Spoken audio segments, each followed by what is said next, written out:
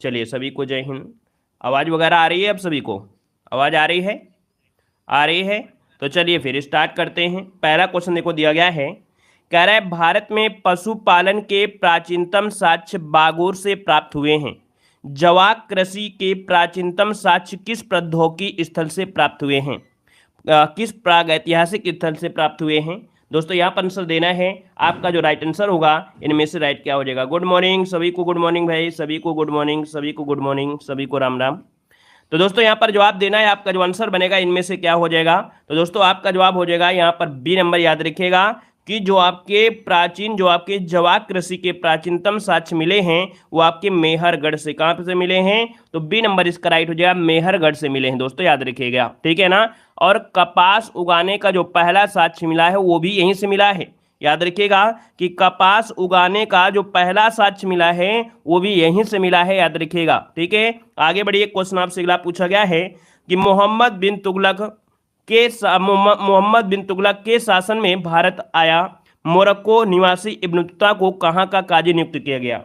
मतलब कह रहा है मोहम्मद बिन तुगलक के शासन आया कौन? मोरक्को से आया था कौन? आपका इब्न बतूता। और ये नियुक्त किया गया था। टू को ऑप्शन देना है, टू को ऑप्शन में से राइट क्या हो जाएगा? तो दोस्तों याद रखिए आपके इब्न बतूता को दिल्ली का काजी नियुक्त किया गया था। कहाँ का? दिल्ली का काजी नियुक्त किया गया था। और ये कहाँ से आया था? मोरक्को से आया था। कब आया था? तो आप याद रखिए 1333 में आया था दोस्तों। ये आपके 14 वर्षों तक आपके भारत में रहा था। और 1342 में, कब? 1342 में बनकर चीन भी भेजा गया था, ठीक है, लेकिन रास्ते से ही लौट आया था। आगे बढ़िए, क्वेश्चन आपसे अगला पूछा गया है कि 1793 ईस्वी में भू राजस्व का स्तंभदारी अथवा स्थायी बंदोबस्त किसने लागू किया? तो दोस्तों ये बताना है भू राजस्व का जो स्थायी बंदोबस्त है ये 1793 में जो लागू किया वो किसने लागू किया था? सभी को हर हर महादेव, सभी को जय हिंद। देखिए 3 नंबर की अगर बात करते हैं तो दोस्तों देखिए 3 का ऑप्शन आ रहे हैं यहाँ पर। जो आपका आंसर है आपका बी नंबर है, याद रखिएगा लॉर्ड कॉर्नवालिस। क्या हो जाएगा? लॉर्ड कॉर्नवालिस ने दोस्तों, याद रखिएगा, इसने ही 1793 में भू राजस्व का जो स्तंभदारी है या स्थायी बंदोबस्त यहाँ पर लागू किया था, है ना। और इसने जमींदारी व्यवस्था भी कहते हैं इसे, जो बंदोबस्त है स्थायी बंदोबस्त, इसे ही जमींदारी व्यवस्था कहते हैं, याद रखिएगा, ठीक है। ये बंगाल, बिहार, उड़ीसा आदि क्षेत्रों में लागू की गई थी। मतलब देखा जाए पूरे भारत में 19% क्षेत्र पर ये आपकी लागू हुई थी। तो ये भी पूछ लेता है कितने परसेंट, तो 19% हो जाएगा। आगे बढ़ते, क्वेश्चन आपसे अगला पूछा गया है, कह रहा है मुस्लिम लीग ने लाहौर अधिवेशन में पाकिस्तान की स्थापना की मांग करने का जो प्रस्ताव रखा है किस वर्ष पारित किया था? तो दोस्तों बताना है कि मुस्लिम लीग ने लाहौर अधिवेशन में पाकिस्तान की स्थापना की मांग करने वाला जो प्रस्ताव है किस वर्ष पारित किया गया था? देखिए 4 नंबर की अगर बात करते हैं तो ऑप्शन क्या हो जाएगा? देखिए 4 का ऑप्शन बी हो जाएगा दोस्तों, याद रखिएगा 1940 में, जिसका भी ऑप्शन आ रहा है 1940 बिल्कुल राइट हो जाएगा दोस्तों, है ना। मोहम्मद अली जिन्ना के नेतृत्व में इस आंदोलन में द्विराष्ट्र सिद्धांत का प्रतिपादन आपका हुआ, जिसमें से नाम दिया गया पाकिस्तान, है ना। आगे बढ़िए, क्वेश्चन आपसे अगला पूछा गया है, कह रहा है दिल्ली में कुतुब मीनार दुनिया की सबसे ऊंची ईंट की बनी हुई क्या है? मीनार है। इनमें से कौन से राजा ने इसके निर्माण में योगदान नहीं दिया है? तो दोस्तों बताना है कि जो कुतुब मीनार है ना, ये क्या है भैया, इसके निर्माण में किसने योगदान नहीं दिया है? 5 नंबर में देखो फिरोज शाह तुगलक ने यहाँ पर दिया है, योगदान दिया है ना, 5वीं मंजिल बनाया था।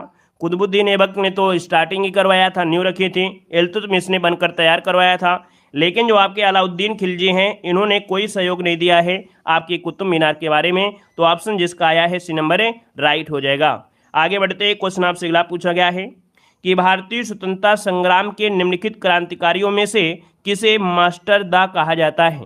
तो दोस्तों बताना है कि यहाँ पर जो आपका भारतीय स्वतंत्रता संग्राम में क्रांतिकारियों में से किसे मास्टर दा कहा जाता है? 6 को ऑप्शन देना है। और 6 को ऑप्शन क्या हो जाएगा? तो दोस्तों यहाँ पर ऑप्शन जो आपका है बी नंबर सूर्यसेन। याद रखिएगा सूर्यसेन को मास्टर दा कहा जाता है। इन्होंने क्या किया था? इंडियन रिपब्लिक आर्मी की स्थापना किया था। और दोस्तों याद रखिएगा इन्होंने क्या किया था कि 1930 में चटगांव शस्त्रागार को लूटा भी था दोस्तों, है ना। तो इसका जो ऑप्शन है यहाँ पर आपका बी नंबर हो जाएगा। कब लूटा था तो याद रखिएगा 1930 में चटगांव शस्त्रागार को लूटे थे कौन, सूर्यसेन लूटा था। ठीक है, ये क्वेश्चन आपका कई बार पूछा गया है। नेक्स्ट क्वेश्चन दिया गया है कि गांधी जी का जो चंपारण सत्याग्रह है किससे जुड़ा हुआ था। गांधी जी का चंपारण सत्याग्रह किससे जुड़ा था, 7 नंबर में। 7 को ऑप्शन देना है और देखिए 7 के भी ऑप्शन आपका जवाब क्या हो जाएगा। चलिए सभी को जय हिंद, सभी को गुड मॉर्निंग, सभी को राम राम भाई, सभी को जय हिंद।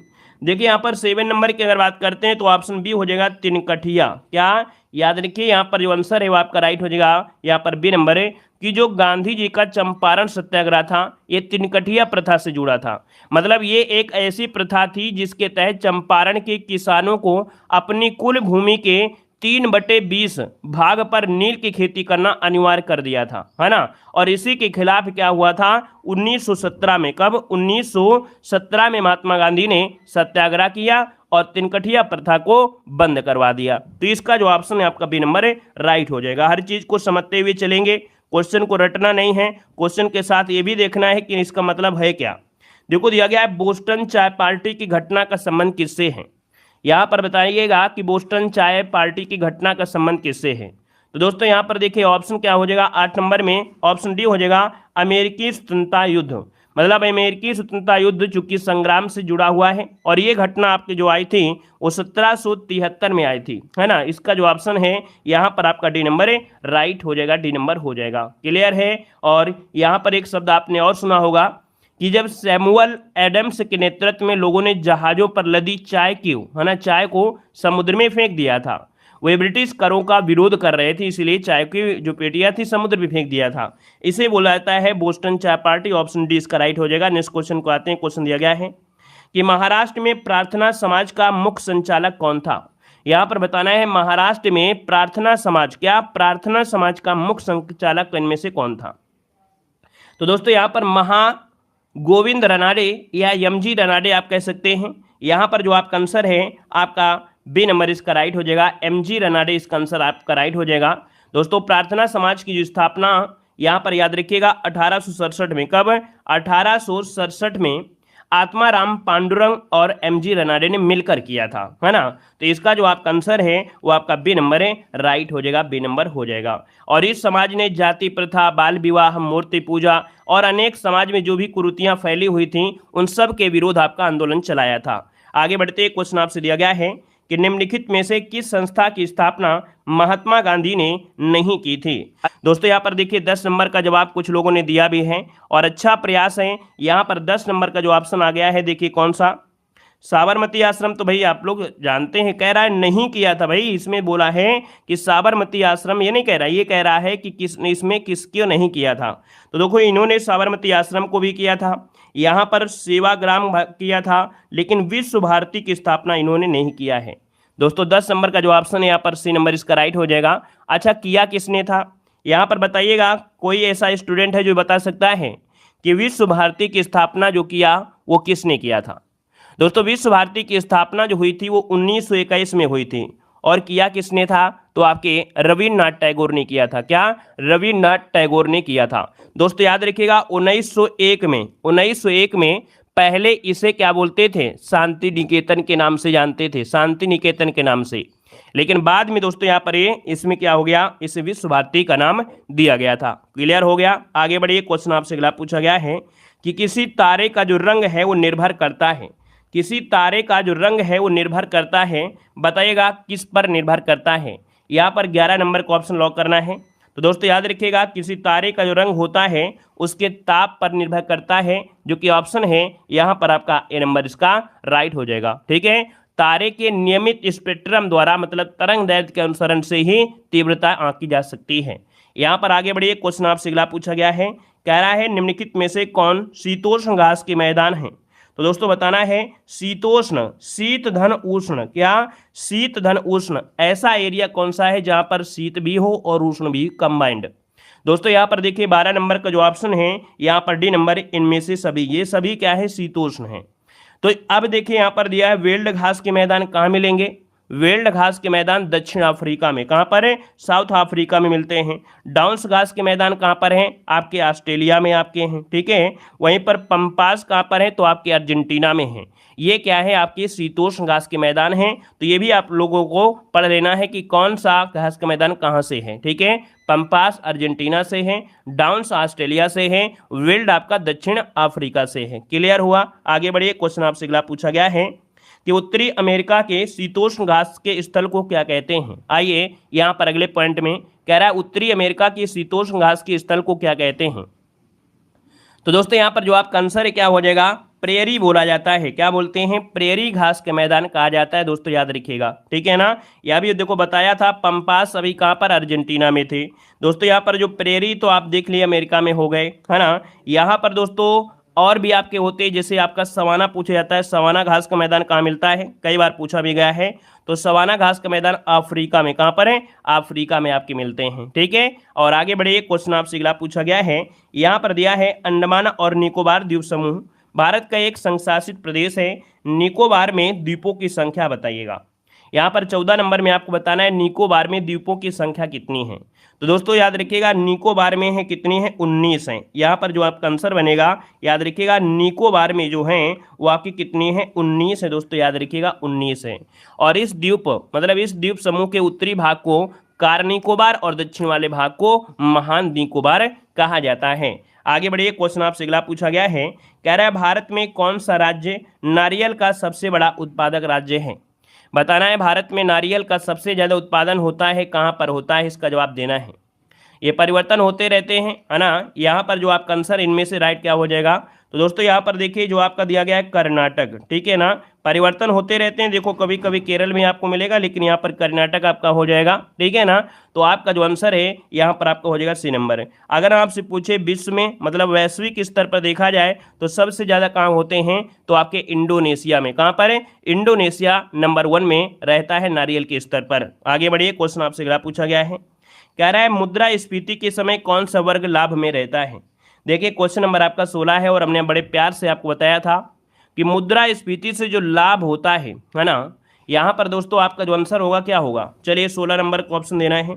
16 का जो ऑप्शन आ रहा है यहाँ पर देखें, याद रखिएगा आपका जो है आपका व्यापारी वर्ग क्या हो जाएगा, व्यापारी वर्ग यहाँ पर हो जाएगा। इसके साथ ही साथ जो ऋणी होते हैं, कृषक होते हैं, उत्पादक होते हैं, विनियोजक होते हैं, परिवर्तनशील आय वाले समूह होते हैं, इन सब को लाभ पहुंचता है।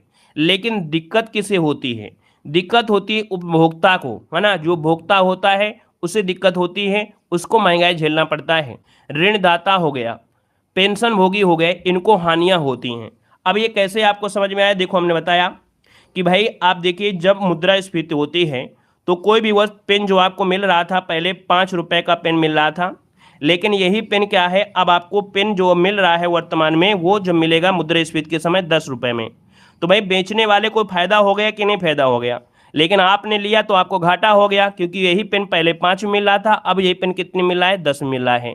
तो जो बेच रहा है उसको फायदा हुआ, लेकिन जो यहाँ पर आप ले रहे हैं तो आपको घाटा हुआ। तो ये आपका आंसर हो जाए आपका सी नंबर है। आगे बढ़िए, क्वेश्चन आपसे अगला पूछा गया है कि अर्थव्यवस्था में असली मुद्रा मूलधन किसके कारण बढ़ जाता है। कह रहा अर्थव्यवस्था में असली मुद्रा मूलधन किसके कारण बढ़ जाता है 17 नंबर में।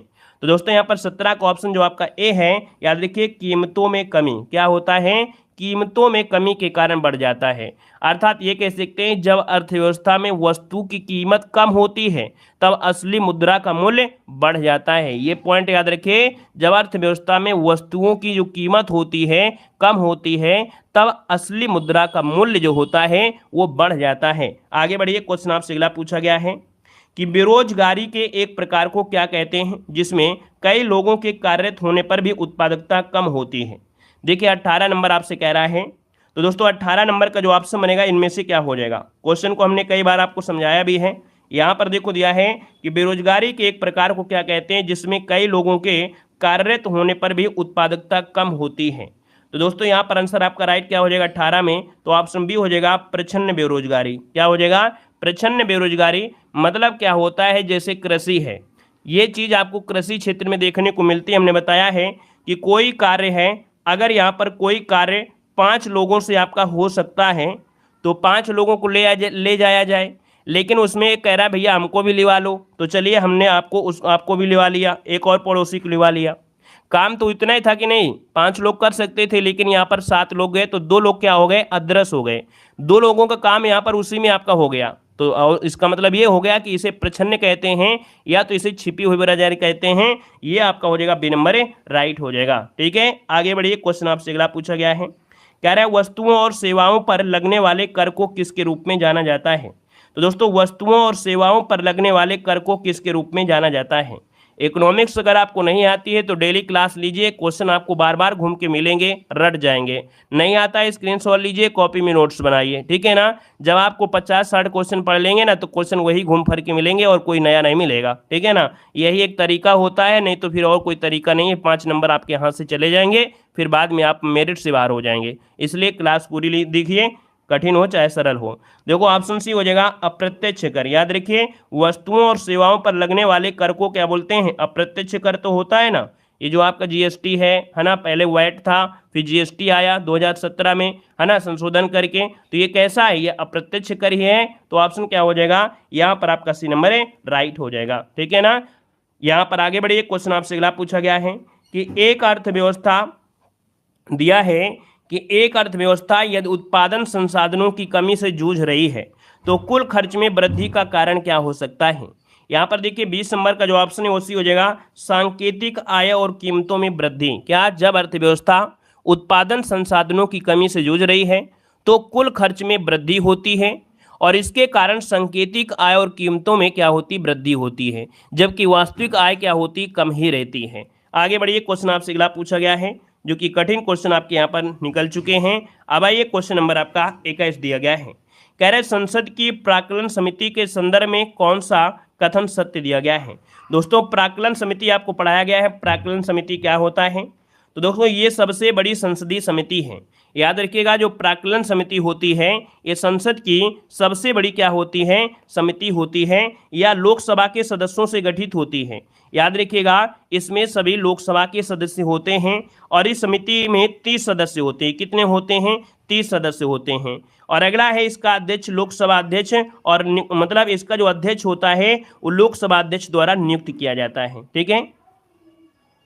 इसका जो पीडीएफ मिलेगा भाई टेलीग्राम पे मिलेगा, ठीक है। टेलीग्राम है आपका देव जी के ट्रिक टेलीग्राम है, वहां पर आपको पीडीएफ मिलेगी, वहां से आप लोग जुड़ जाइए, लिंक दी गई है तो जुड़ सकते हैं, ठीक है। तो दोस्तों यहाँ पर जो आपका आंसर है सभी हो जाएंगे। याद रखिए इसका ऑप्शन डी हो जाएगा। एक क्वेश्चन जरूर याद रखिए कि जो प्राक्कलन समिति होती है उसमें 30 सदस्य होते हैं और ये सबसे बड़ी आपकी समिति है, ये चीज को जरूर याद रखिएगा।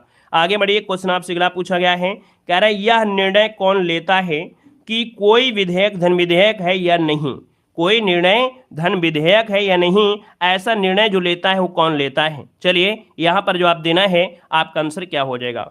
वीडियो को भी लाइक शेयर करिएगा भाई, जितने लोग बाद में जुड़े हैं, है ना। हमें भी लगे कि नहीं हाँ हम आपको सब कुछ देखो दे रहे हैं, पीडीएफ भी देते हैं और आपको फ्री यहाँ पर दे सकते हैं, पूरी क्लासें दे रहे हैं, पूरी मेहनत करते हैं तो हमको भी उसका फल मिलना चाहिए, ठीक है।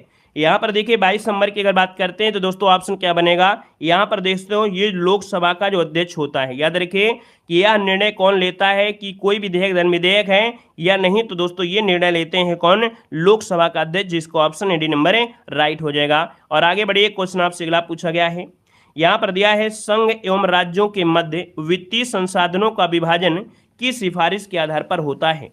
दोस्तों संघ और राज्यों के मध्य जो वित्तीय संसाधन होता है इसका जो विभाजन होता है वो किसके सिफारिश के आधार पर।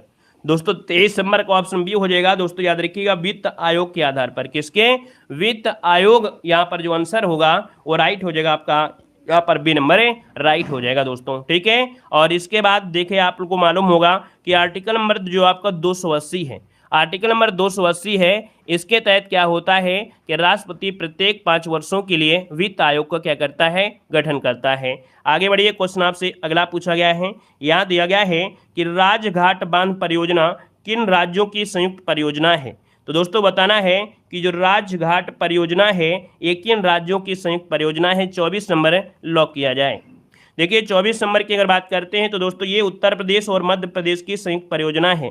ऑप्शन यहाँ पर आपका बी नंबर है राइट हो जाएगा, बी नंबर बन जाएगा। और आगे बढ़िए, क्वेश्चन आपसे अगला पूछा गया है कि भारतीय संविधान के किस भाग में मौलिक कर्तव्यों का उल्लेख किया गया है।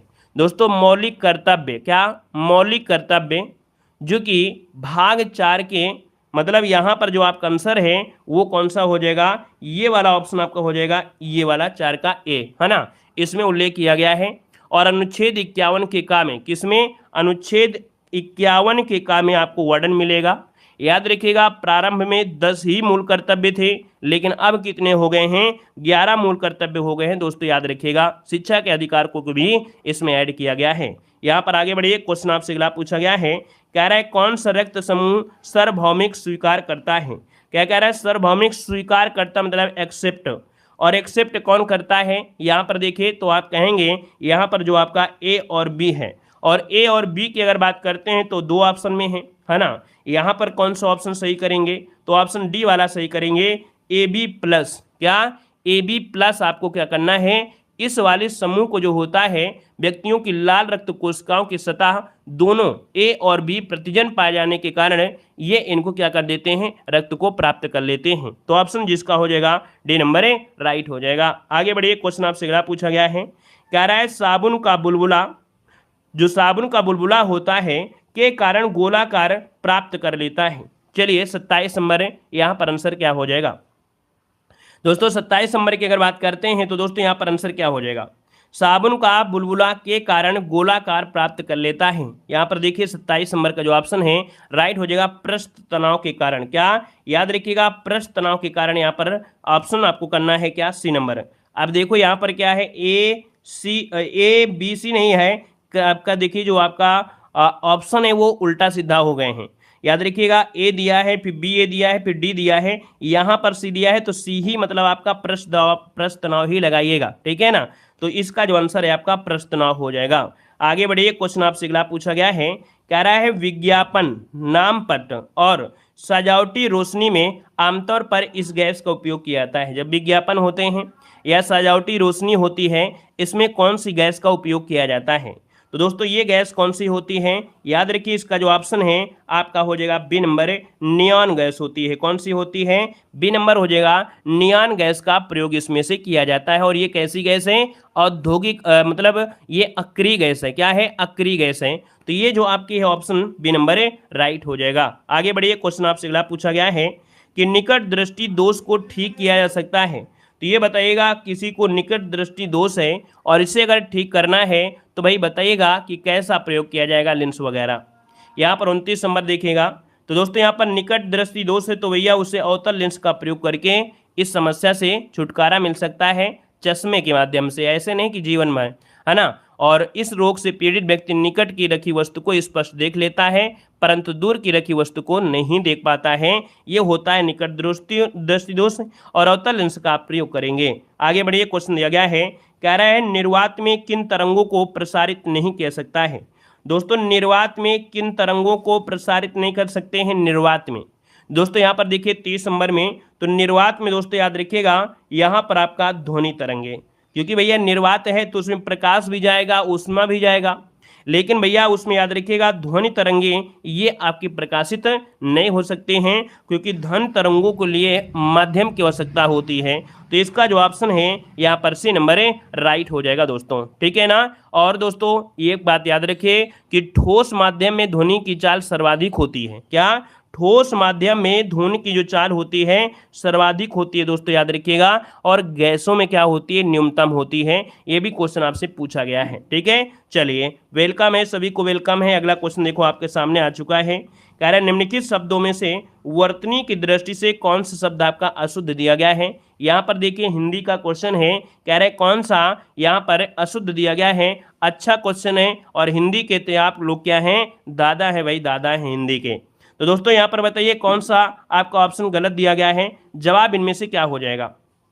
चलिए देखिए 36 नंबर की अगर बात किया जाए तो लगभग यहाँ पर जो आपका आंसर है निरपराध, निरापराध ये जो दिया है वो गलत दिया है, क्योंकि भैया होता है निरपराध, मतलब रा में जो मात्रा होती है छोटा की मात्रा होता है, निर्धन अपराध बतलावर निरपराध। तो इसका जो आंसर गलत है वो आपका बी नंबर गलत दिया गया है। आगे बढ़िए, क्वेश्चन आपसे दिया गया है निम्नलिखित में से कौन सा शब्द अमृत का पर्यायवाची नहीं है। अमृत का पर्यायवाची नहीं है दोस्तों, यहाँ पर जो आप देना है देखिए 37 नंबर में, तो अमृत का पर्यायवाची सुधा होता है, तो आप लोग जानते ही जानते हैं। रसाल नहीं होता है भाई, रसाल नहीं होता है, रसाल भाई आम का पर्यायवाची होता है दोस्तों, याद रखिएगा। ठीक है, आगे बढ़िए, क्वेश्चन आपसे अगला पूछा गया है कि निम्न में से स्त्रीलिंग शब्द इनमें से कौन सा है। स्त्रीलिंग शब्द इनमें से कौन सा है, यहाँ पर जो आप देना है वेदना कैसी है, यही आंसर हो जाएगा। वेदना कैसी है अर्थात वेदना ही क्या है, स्त्रीलिंग हो जाएगा। वहीं पर जो है अध्याय है, त्याग है, नेत्र हैं, ये आपके पुल्लिंग में आएंगे। आगे बढ़िए, क्वेश्चन आपसे अगला पूछा गया है कि कबीरदास, तुलसीदास, सूरदास आदि कौन से काल के संत कवि हैं, यहाँ पर 39 नंबर में जवाब देना है। तो कबीरदास, तुलसीदास, सूरदास ये सब भक्ति काल से हैं, और भक्ति से हैं तो ऑप्शन बी हो जाएगा, यहाँ पर राइट हो जाएगा भक्ति काल से। आगे बढ़िए, क्वेश्चन दिया गया है उपर्युक्त के लिए सही संविच्छेद आपको चुनना है। उपर्युक्त के लिए सही संविच्छेद इनमें से क्या हो जाएगा। इसे अगर आप तोड़ते हैं तो क्या हो जाएगा, ऊपर ध्वनि युक्ति, अर्थात यहाँ पर जो आपका आंसर है, ये तो आपको मालूम है यण संधि है, क्या है यण संधि है। और ऑप्शन देखिए आपका जवाब हो जाएगा डी नंबर हो जाएगा, ऊपर ध्वनियुक्त, मतलब छोटी की मात्रा और यहाँ पर आपका ओ, और इनको मिलाने से ही बनता है यू, है ना। तो ऊपर युक्त इसका आंसर है, राइट हो जाएगा, और ये क्या है, यण संधि है, याद रखिएगा। आगे बढ़िए, अगला क्वेश्चन आपका दिया गया है, कह रहा है आपसे यूएई की पहली महिला अंतरिक्ष यात्री के रूप में किसे नामित किया गया है। दोस्तों यहाँ पर जो आप देना है, कह रहा है कि यूएई की पहली महिला अंतरिक्ष यात्री इनमें से जो आपकी हैं, आपकी कौन सी हैं। यहाँ पर जो आप देना है, आपका जो आंसर है यहाँ पर राइट क्या हो जाएगा। तो दोस्तों यहाँ पर आंसर आपका क्या बनेगा, जल्दी से कमेंट करिए आपका आंसर में से क्या बनेगा। चलिए, और ये देखिए बेहतर तैयारी चल रही है, बताइएगा क्वेश्चन कि यूएई की पहली महिला अंतरिक्ष यात्री के रूप में किसे नामित किया गया है। तो दोस्तों ऑप्शन यहाँ पर हो जाएगा कौन सा, यहाँ पर देखिए ऑप्शन हो जाएगा आपका ये है नोरा अल मात्रोसी, जो कि ऑप्शन है यहाँ पर आपका सी नंबर है, राइट हो जाएगा। और आगे बढ़िए, क्वेश्चन आपसे अगला पूछा गया है, आपसे कह रहा है कि किस वर्ष ओलंपिक में भारत की टीम फुटबॉल के सेमीफाइनल तक पहुंची थी। चलिए जवाब देना है, यहाँ पर जो आंसर है आपका इनमें से राइट क्या हो जाएगा। कह रहा है कि किस वर्ष ओलंपिक में भारत की जो टीम है फुटबॉल के सेमीफाइनल में पहुंची थी, यहाँ पर जो आपका आंसर है राइट इनमें से क्या हो जाएगा। तो चलिए दोस्तों 56 नंबर ऑप्शन लॉक करना है, आपका जो आंसर है यहाँ पर राइट क्या हो जाएगा।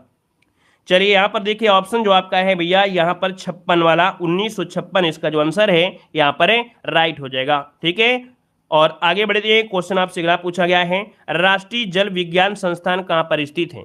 चलिए यहाँ पर जो आप देना है, कह रहा है राष्ट्रीय जल विज्ञान संस्थान जो है वो आपके कहाँ पर है, राष्ट्रीय जल विज्ञान संस्थान कहाँ स्थित है। दोस्तों यहाँ पर जो आपका आंसर बनेगा इनमें से राइट क्या हो जाएगा, 57 नंबर लॉक किया जाए। चलिए राष्ट्रीय जल विज्ञान संस्थान जो आपका है कहाँ पर है, तो आपके रुड़की, जो कि आपके कहाँ पर है, उत्तराखंड में है। ऑप्शन सॉरी कहाँ पर है, बी नंबर, याद रखिए रुड़की जो कि आपके उत्तराखंड में है, ऑप्शन बी नंबर इसका राइट हो जाएगा। और आगे बढ़िए, क्वेश्चन आपसे अगला पूछा गया है, यहाँ पर दिया गया है, कह रहा है कि प्रसिद्ध नेहरू ट्रॉफी किस खेल से संबंधित है। चलिए बताइएगा कि नेहरू ट्रॉफी का जो संबंध है वो आपकी किससे है, नेहरू ट्रॉफी किस खेल में से दी जाती है। यहाँ पर जो आपका आंसर है आपका राइट इनमें से क्या हो जाएगा, नेहरू ट्रॉफी दिया गया है, नेहरू ट्रॉफी दिया गया है दोस्तों, इसका आंसर है राइट क्या हो जाएगा, नेहरू ट्रॉफी का संबंध किससे है। तो दोस्तों हॉकी से यहाँ पर हो जाएगा, बी नंबर हॉकी से हो जाएगा। ठीक है, यहाँ पर जो आंसर है वो आपका बी हो जाएगा हॉकी से। वहीं पर नेहरू कप होता क्या, नेहरू कप ये अंतर्राष्ट्रीय फुटबॉल प्रतियोगिता में आपका होता है। यहाँ पर आगे बढ़िए, क्वेश्चन आपसे अगला पूछा गया है, निम्न में से कौन सा पड़ोसी देश भारत के साथ भूमि साझा नहीं करता है। चलिए यहाँ पर जो आप देना है, आपका कौन सा पड़ोसी देश है जो भारत के साथ भूमि साझा नहीं करता है। यहाँ पर जो आपका आंसर है राइट इनमें से क्या हो जाएगा। चलिए भाई यहाँ पर आंसर आपको लॉक करना है, आपका जो आंसर है इनमें से वो राइट क्या हो जाएगा। चलिए तो दोस्तों यहाँ पर देखिए आपका जो आंसर बनेगा आपका इनमें से क्या राइट हो जाएगा। चलिए जल्दी से कमेंट करें, और जल्दी से कमेंट करना है आपका आंसर क्या हो जाएगा। देखिए यहाँ पर ऑप्शन दिया गया है मालदीव, क्या मालदीव कर सकता है, नहीं कर सकता है। इसका मतलब जो ऑप्शन है यहाँ पर ए नंबर इसका राइट हो जाएगा, ए नंबर आपका बन जाएगा भाई। ठीक है, क्लियर है। चलिए आगे बढ़ते, क्वेश्चन आपसे अगला पूछा गया है, कह रहा है भारतीय वन अनुसंधान केंद्र कहाँ पर स्थित है।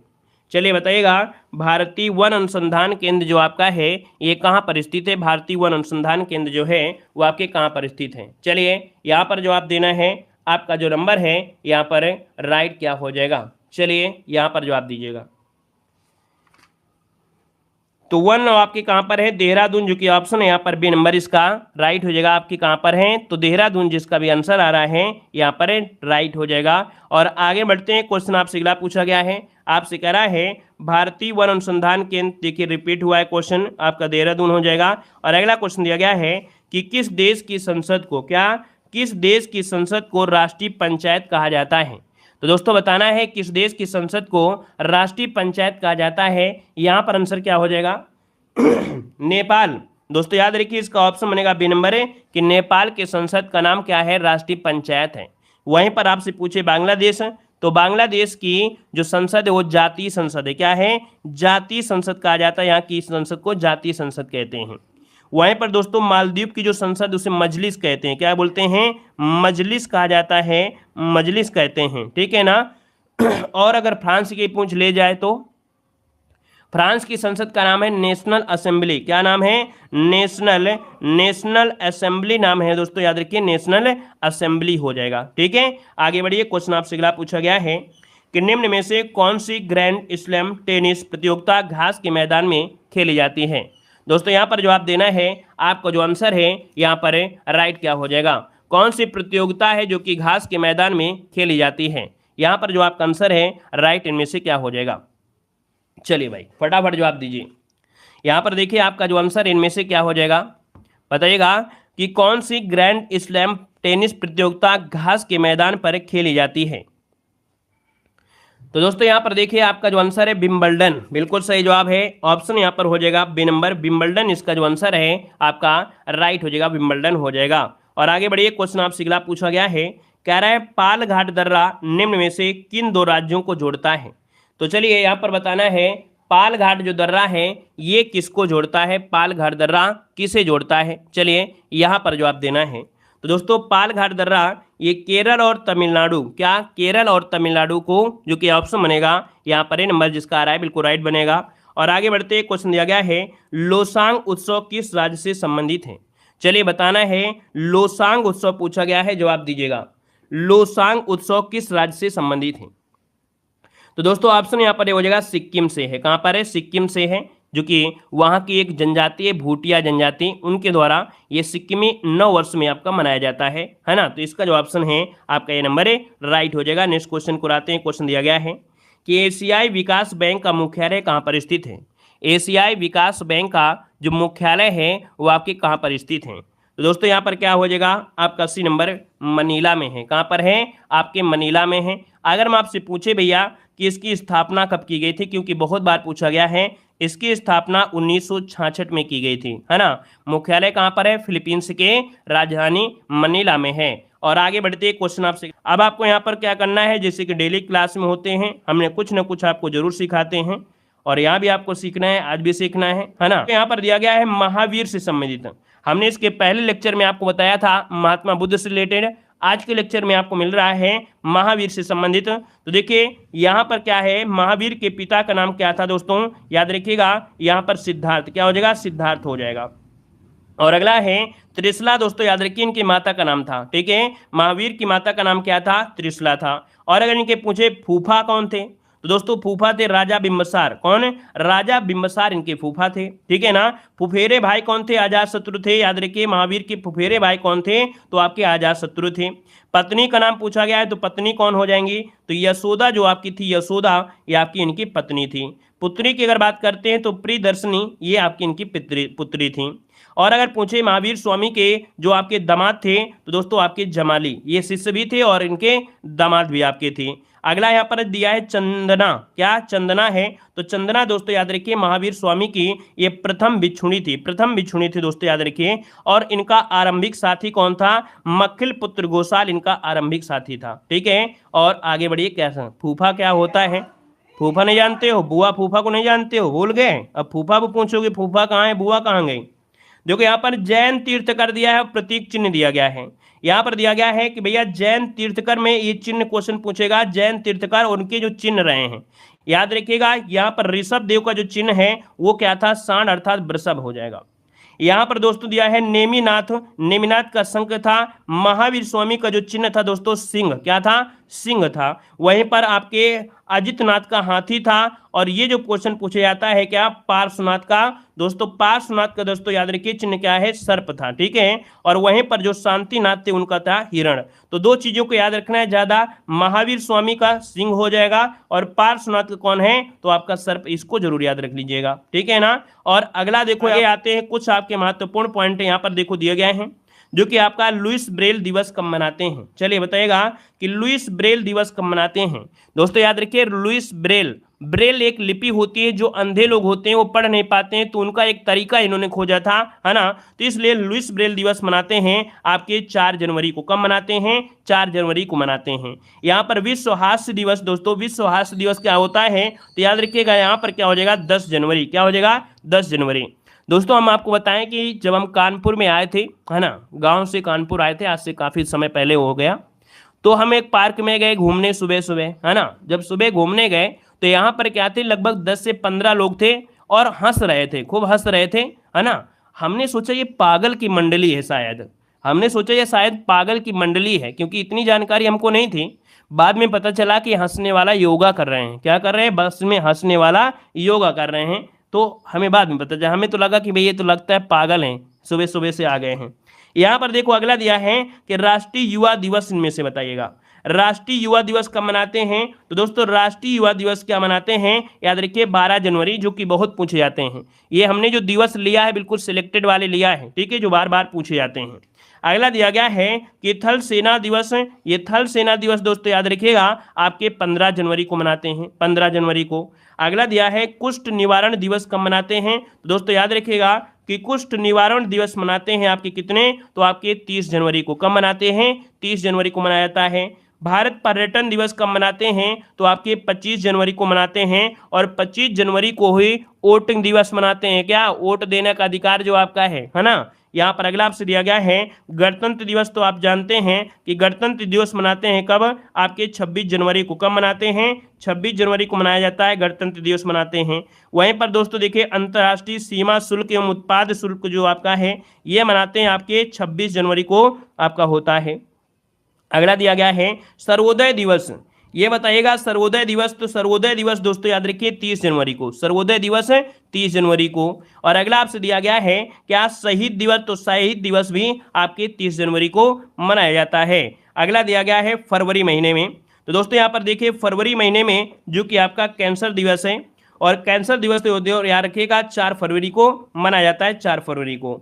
अगला आपका दिया गया है गुलाब दिवस, और गुलाब दिवस जो आपका है ये आपका 12 फरवरी को मनाया जाता है। और अगला है वैलेंटाइन डे दिवस मनाते हैं कब, तो यहाँ पर याद रखिएगा वैलेंटाइन डे दिवस मनाते हैं आपकी 14 फरवरी को। क्या, 14 फरवरी को, ठीक है ना। याद रखिए बाबर का जो जन्म हुआ था, बाबर का जो जन्म हुआ था वो 14 फरवरी को ही हुआ था, याद रखिए बाबर का जन्म, ठीक है। आगे बढ़िए, क्वेश्चन दिया गया है, राम राम भाई राम राम। देखो दिया गया है अंतर्राष्ट्रीय मातृभाषा दिवस। देखिए अंतर्राष्ट्रीय मातृभाषा दिवस मनाते हैं ये आपके 21 फरवरी को मनाते हैं, 21 फरवरी को, ठीक है। यहाँ पर अगला है केंद्रीय, क्या दिया है, केंद्रीय उत्पाद शुल्क दिवस, ये आपके 24 फरवरी को मनाया जाता है, 24 फरवरी को। हाँ बिल्कुल सही है, पुलवामा दिवस भी आपके 14 फरवरी को था। अगला देखो दिया गया है राष्ट्रीय विज्ञान दिवस, और जो राष्ट्रीय विज्ञान दिवस है ये दोस्तों याद रखिए राष्ट्रीय विज्ञान दिवस 28 फरवरी को मनाया जाता है। एक क्वेश्चन तो आना ही आना है, और 4 शिफ्ट होंगी तो 4 क्वेश्चन हो जाएंगे। यहाँ पर राष्ट्रीय सुरक्षा दिवस कब मनाते हैं, तो राष्ट्रीय सुरक्षा दिवस 4 मार्च को मनाया जाता है ना। वहीं पर अंतर्राष्ट्रीय महिला दिवस कब मनाते हैं, तो आपके 8 मार्च को अंतर्राष्ट्रीय महिला दिवस मनाया जाता है। नेक्स्ट क्वेश्चन आपसे कह रहा है विश्व उपभोक्ता अधिकार दिवस कब मनाते हैं। विश्व उपभोक्ता अधिकार दिवस ये मनाते हैं 15 मार्च को। कब मनाते हैं, 15 मार्च को मनाया जाता है। और अगला आपसे यहाँ पर कह रहा है कि विश्व वानिकी दिवस कब मनाते हैं, दोस्तों याद रखिएगा कि विश्व वानिकी दिवस मनाते हैं आपके 21 मार्च को। कितना मनाते हैं? 21 मार्च को मनाया जाता है विश्व वानिकी दिवस। देखो दिवस बहुत ज्यादा हैं, लेकिन हम आपको वही पढ़ा रहे हैं जो जरूरी है, ठीक है ना। यहाँ पर विश्व जल दिवस जो कि बहुत ही आईएमपी है, याद रखिएगा विश्व जल दिवस ये 22 मार्च को मनाया जाता है, 22 मार्च को। अगला आपसे कह रहा है कि भगत सिंह, सुखदेव और राजगुरु के जो शहीद दिवस है वो आपका यहाँ पर दिया गया है 23 मार्च यहाँ पर दिया गया है, दिवस नहीं होगा मार्च होगा। और अगला दिया गया है कि विश्व मौसम विज्ञान दिवस ये आपके 23 मार्च को मनाया जाता है। और अगला पॉइंट दिया गया है विश्व टीबी दिवस कब मनाते हैं? तो दोस्तों आपके 24 मार्च को मनाया जाता है। और अगला पॉइंट आपसे दिया गया है कि बांग्लादेश का राष्ट्रीय दिवस कब मनाते हैं? दोस्तों बांग्लादेश का राष्ट्रीय दिवस मनाते हैं 26 मार्च को। कितना मनाते हैं? 26 मार्च को मनाया जाता है। और अगला है विश्व स्वास्थ्य दिवस। दोस्तों विश्व स्वास्थ्य दिवस कब मनाते हैं? तो आपके 7 अप्रैल को मनाते हैं। विश्व स्वास्थ्य दिवस 7 अप्रैल को मनाया जाता है। और अगला आपसे दिया गया है कि आपका अंबेडकर जयंती कब मनाते हैं? तो आपके 14 अप्रैल को मनाया जाता है। यहाँ पर दिया है विश्व हीमोफीलिया दिवस। विश्व हीमोफीलिया दिवस कब मनाते हैं? तो आपके 17 अप्रैल को मनाते हैं, 17 अप्रैल को। अगला है विश्व विरासत दिवस कब मनाते हैं? तो विश्व विरासत दिवस मनाते हैं 18 अप्रैल को। कब मनाते हैं? 18 अप्रैल को। अगला है पृथ्वी दिवस, बहुत आईएमपी है। पृथ्वी दिवस कब मनाते हैं? तो आपके 22 अप्रैल को मनाया जाता है, 22 अप्रैल को, ठीक है ना। और इसलिए हम लोग क्या करते हैं, आज जो रखेंगे अप्रैल तक रखेंगे, है ना, क्योंकि डेली कुछ ना कुछ हम आपको सिखाते हैं। तो इसका मतलब नहीं है कि आज हम दिवस ही पढ़ा देंगे, नहीं तो उड़ जाएंगे। तो क्या है कि 4 महीने का आज हमने पढ़ा दिया है, 4 करके ऐसे पढ़ा देंगे तो धीरे धीरे कवर हो जाएंगे। हमें मालूम है कि सबको दिक्कत होती है इस चीज़ों में, दिवस कितना रटें, लेकिन हमने उतना ही पढ़ाया जितना जरूरी था, है ना। इतना तो पढ़ना ही पढ़ना पड़ेगा भाई आपको 1 नंबर लेने के लिए, ठीक है ना। तो चलिए फिर आज की क्लास यहीं रखते हैं, धन्यवाद।